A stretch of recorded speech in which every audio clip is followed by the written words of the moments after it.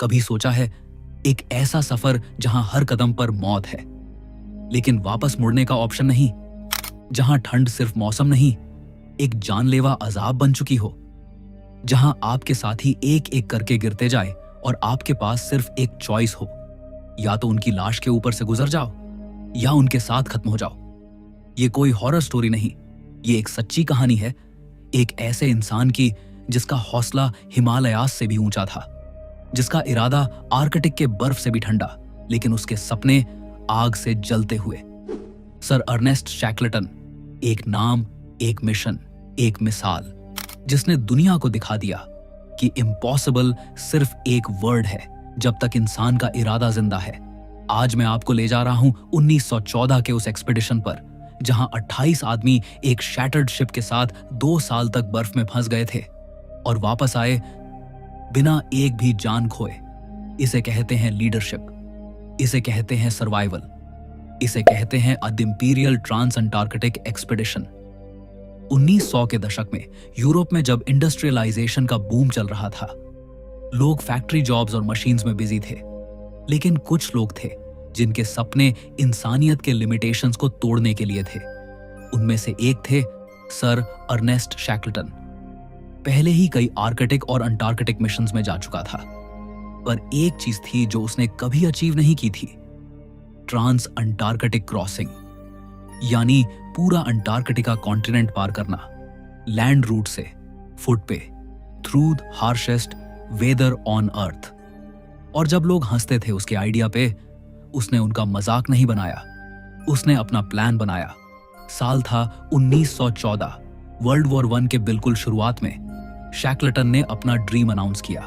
खतरनाक सफर के लिए आदमी चाहिए, कम मजदूरी, कड़ाके की ठंड, महीनों तक घोर अंधेरा, लगातार खतरा, सुरक्षित वापसी संदिग्ध, कामयाबी मिलने पर सम्मान और सम्मान।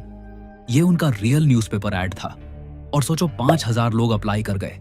उन्होंने उस मिशन के लिए चुना सिर्फ 27 लोगों को, अलग अलग बैकग्राउंड से, जैसे कि सेलर्स, साइंटिस्ट्स, कुक्स, कारपेंटर।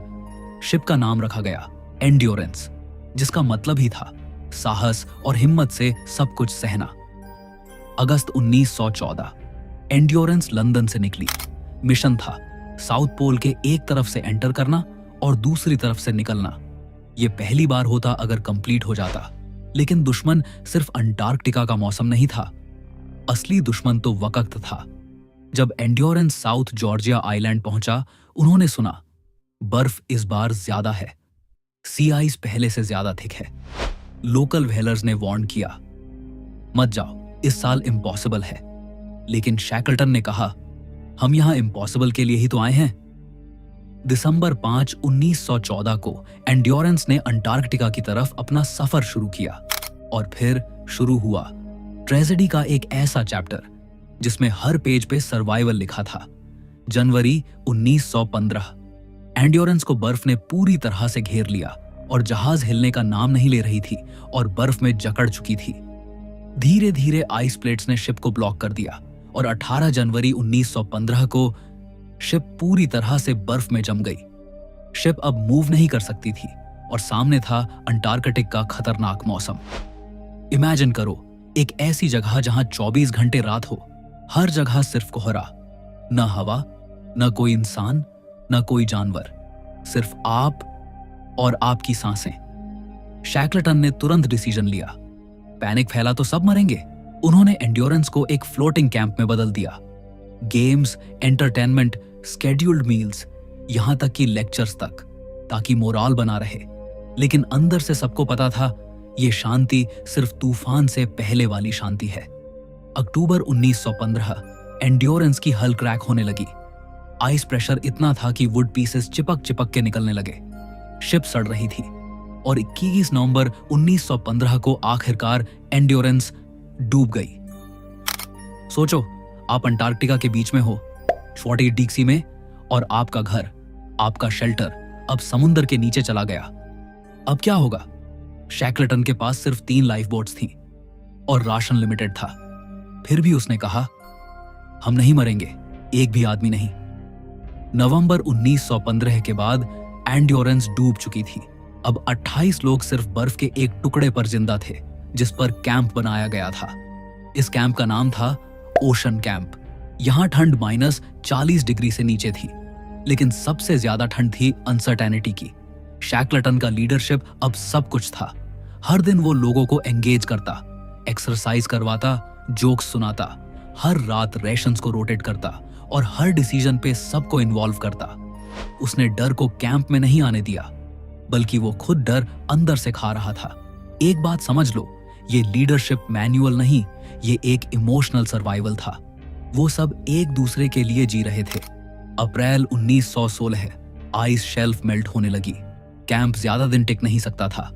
शैकलटन ने डिसाइड किया 3 लाइफ बोट्स को लेकर ओपन सी तक पहुंचा जाए।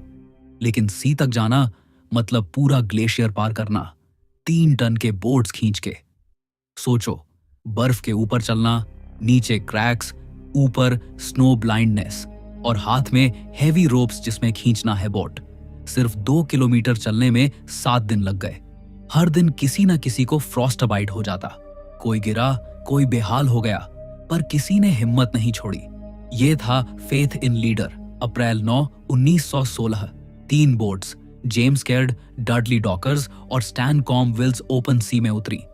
अगले 7 दिन समुंदर और मौसम ने उनको पागल बना दिया। वेव्स 30 फीट तक जाती थीं। टेम्परेचर -20 डिग्री तक गिर चुका था। हर किसी का बॉडी नम हो गया था। हाथ रोप से चिपक जाते थे। सील मीट और बिस्किट ही बस खाना था। एक क्रू मेंबर ने डायरी में लिखा, हर वेव के बाद लगता है बस अब खत्म हो गए, पर फिर किसी का चीखना सुनाई देता है, होल्ड ऑन। लेकिन सबसे डरावनी चीज, डायरेक्शन। उनके पास कंपास था, पर विजिबिलिटी 0 थी। शैकलटन हर वक्त स्काई के पैटर्न्स और करंट्स को देखकर एस्टिमेट करता। उसके इंस्टिंक्ट्स ही जीपीएस थे। अप्रैल 15, 1916 है। आखिरकार समुंदर में 800 किलोमीटर पार करने के बाद बोट्स एलिफेंट आइलैंड पहुंच गईं। जमीन दिखी, सबने चीख मार के रो दिया। लोग अपना मुंह बर्फ पे रख के रो रहे थे। किसी को यकीन नहीं हो रहा था कि फिर से जमीन पे कदम रखा। लेकिन खुशी ज्यादा देर नहीं रही। एलिफेंट आइलैंड डेसोलेट था। कोई हेल्प नहीं, कोई शिप नहीं, कोई रेडियो नहीं। शैकलटन ने रियलाइज किया, अगर हेल्प चाहिए तो किसी को जाना होगा साउथ जॉर्जिया आइलैंड तक, लगभग 1300 किलोमीटर का समुंदर पार करके।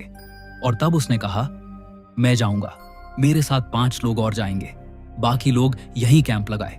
मैं तुम लोगों को बचाने बहुत जल्द आऊंगा। एक ऐसे मिशन के लिए निकला जहां रिटर्न की कोई गारंटी नहीं थी। अप्रैल 24, 1916 जेम्स कैरड लाइफ बोट पे शैकलटन और 5 लोग एलिफेंट आइलैंड से रवाना हुए। अब उनको जाना था साउथ जॉर्जिया आइलैंड, जो एलिफेंट आइलैंड से 860 माइल्स दूर था, यानी 1200 किलोमीटर। और उनके पास सिर्फ एक 6 मीटर की छोटी सी बोट थी। समुंदर ने इस यात्रा में उन्हें 16 दिन तक घुमाया। बर्फ के तूफान, तेज लहरें, 0 नेविगेशन।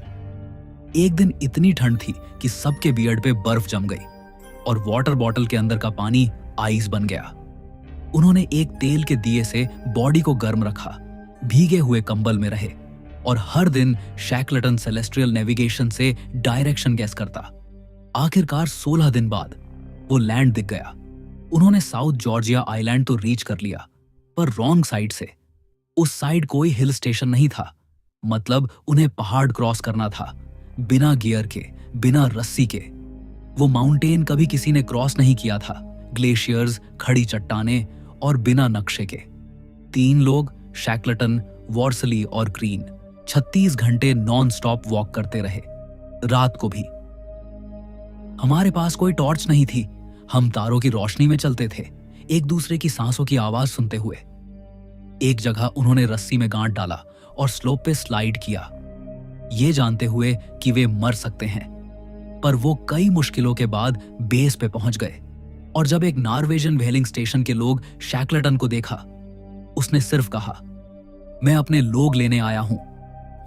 शैकलटन जब व्हेलिंग स्टेशन पहुंचा, साउथ जॉर्जिया के स्ट्रोमनेस स्टेशन पे, शैकलटन को देखकर सब शॉक्ड हो गए। उसने उनको सब कुछ बताया। उन्होंने तुरंत रेडियो से एलिफेंट आइलैंड के रेस्क्यू के लिए कॉल किया और शिप लेकर तुरंत बाकी लोगों को बचाने निकल पड़े। लेकिन 3 बार रेस्क्यू मिशन फेल हुआ। हर बार आइस ब्लॉक्स ने शिप को रिवर्स होने पे मजबूर कर दिया। शैकलटन कहते रहे, मैं अपने लोग लेकर ही जाऊंगा। देखते देखते 4 महीने गुजर गए। आखिरकार 30 अगस्त 1916 को फाइनली एक स्मॉल चिलियन टगबोट येल्चो नाम की बोट शैकलटन को एलिफेंट आइलैंड तक ले गई। जैसे ही वो शोर पे आए, वो 22 आदमियों के फेसेस ढूंढने लगे और सब जिंदा थे। एक भी डेथ नहीं हुई थी। एक भी आदमी ने उम्मीद नहीं छोड़ी थी। सब चिल्लाने लगे, आंखों में आंसू थे और एक ने चीख के कहा, we knew you'd come boss. हमें पता था कि आप आएंगे बॉस। ये वो मोमेंट था जहां सबसे बड़ा अवार्ड मिला, ट्रस्ट। ये एक्सपेडिशन फेल थी, गोल अकॉम्प्लिश नहीं हुआ, लेकिन ह्यूमैनिटी की जीत हो गई थी। शैकलटन ने 28 लोगों में से किसी एक को भी मरने नहीं दिया। Leadership is not about power, it's about responsibility. Leadership ताकत नहीं, जिम्मेदारी होती है। उन्होंने खुद कभी अपना मील पहले नहीं खाया, कभी वार्मेस्ट ब्लैंकेट नहीं लिया, और जब टीम ब्रोकन होती थी, उनका हौसला बन के खड़े होते। एक एक्सप्लोरर ने बाद में लिखा, When you're in hell, don't look for a map, look for a Shackleton.